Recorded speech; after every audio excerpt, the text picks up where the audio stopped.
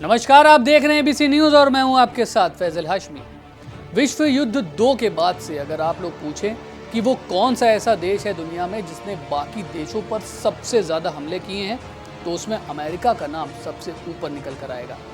चाहे वियतनाम हो, ग्रेनाडा हो, लीबिया हो, सीरिया हो या फिर इराक और अफगानिस्तान हो, अमेरिकी सरकार ने अपनी ताकत के जोर पर आज तक काफी सारे देशों पर हमले किए हैं और वहां की राजनीति में हस्तक्षेप किया है।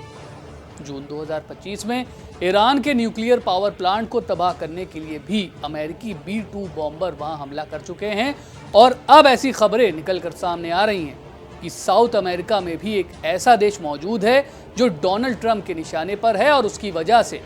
अमेरिका का एक बार फिर से ईरान से टकराव हो सकता है।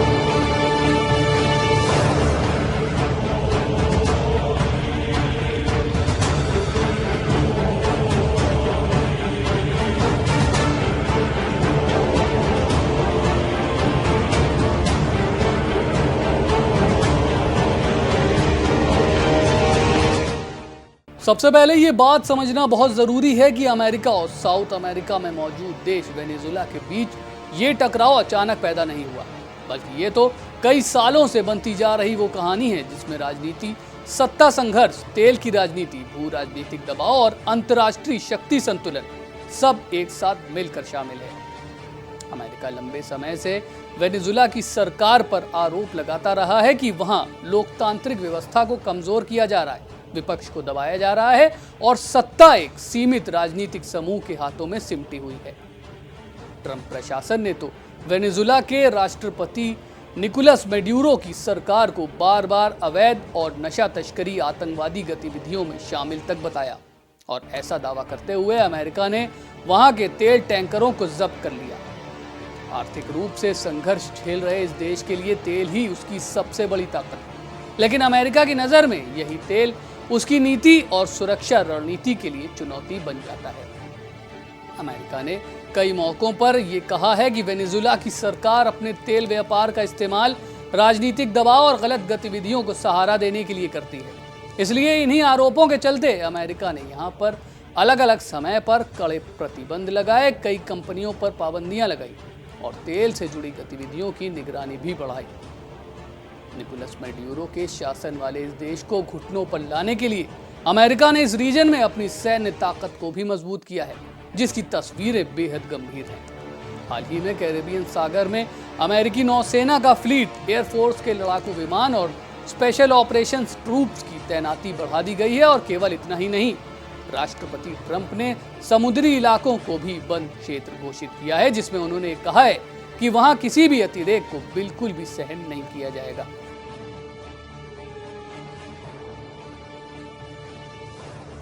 वहीं दूसरी तरफ वेनेजुएला अमेरिका के इन आरोपों को ये कहकर खारिज करता आया है कि अमेरिका असल में उनके देश की सरकार नहीं, बल्कि उनके देश के प्राकृतिक संसाधनों और आर्थिक व्यवस्था को नियंत्रित करना चाहता है। वेनेजुएला का ऐसा दावा है कि अमेरिका की तरफ से ये सब कुछ केवल आर्थिक दबाव बनाने की कोशिश है ताकि उनका देश झुके और उसकी सरकार कमजोर पड़कर गिर जाए। अब इसके बाद आगे बढ़ते हुए अगर बात करें कि आखिर ईरान का इस सब से क्या लेना देना है और क्या वो इन दोनों देशों के बीच के विवाद में शामिल हो सकता है, तो आपको बता दें कि ईरान और वेनेजुएला के बीच काफी पहले से रणनीतिक और गहरे रिश्ते हैं। दोनों देशों ने एक दूसरे को राजनीतिक और आर्थिक समर्थन दिया है, खासकर तेल उत्पादन और सैन्य सहयोग के मामले में। ईरान ने कई बार अमेरिका की वेनेजुएला के खिलाफ हुई कार्रवाई की निंदा की है और कहा है कि ये यूएन चार्टर और अंतर्राष्ट्रीय कानून का उल्लंघन है। ईरान का कहना है कि अमेरिका का ये बिल्डअप कैरेबियन में प्रोवोकेटिव और डीस्टेबलाइजिंग है और इससे न केवल लैटिन अमेरिका में बल्कि ये वैश्विक शांति और सुरक्षा पर भी गंभीर असर डाल सकता है। बता दें कि ईरान की चिंता केवल बयानबाजी तक सीमित नहीं है।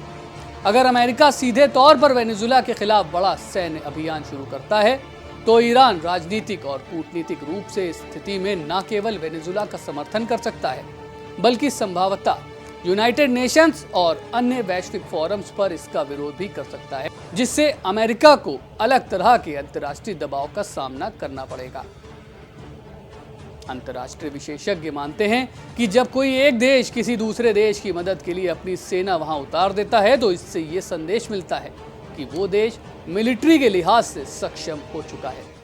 भारत ने भी एक वक्त में मालदीव्स की मदद के लिए ऑपरेशन कैक्टस चला के वहां अपनी सेना उतारी थी और तुर्की और रशिया जैसे कई देश भी अपनी सैन्य ताकत को विश्व के सामने प्रस्तुत कर चुके हैं। इसलिए ऐसे में अगर ईरान भी वेनेजुला को अमेरिका के खिलाफ कोई सैन्य मदद देता है